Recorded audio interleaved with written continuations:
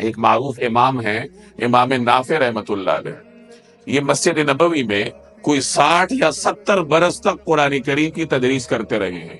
قرآن کریم کے جلیل القدر ائمہ میں ان کا شمار ہوتا ہے۔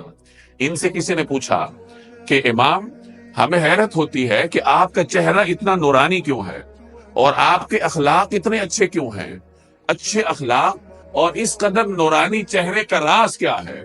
تو امام فرمانے لگے کہ میرا چہرہ نورانی کیوں نہ ہو، میرے اخلاق اچھے کیوں نہ ہو، کہ خواب میں جناب رسول اللہ صلی اللہ علیہ وسلم نے مجھے مصافحے کا شرف عطا فرمایا ہے۔ تو اس مصافحے کی برکت ہے کہ میرے چہرے پر اللہ تبارک و تعالی نے یہ نور پیدا کیا ہے اور میرے اخلاق میں یہ برکتیں عطا کی۔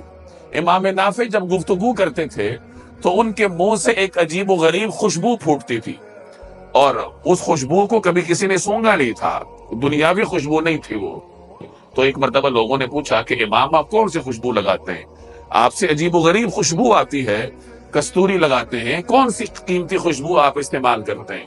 تو امام نے فرمایا کہ میں کوئی خوشبو نہیں لگاتا، بلکہ ایک مرتبہ رات کو جناب رسول اللہ صلی اللہ علیہ وسلم نے میرے منہ کے قریب اپنا دہن مبارک لایا اور آپ تلاوت فرما رہے تھے، اور ایک روایت میں اس کو یوں امام نے بیان کیا کہ آپ صلی اللہ علیہ وسلم نے میرے منہ میں دم فرمایا، تو اس کی برکت ہے کہ میرے منہ سے اس قسم کی خوشبو آتی ہے۔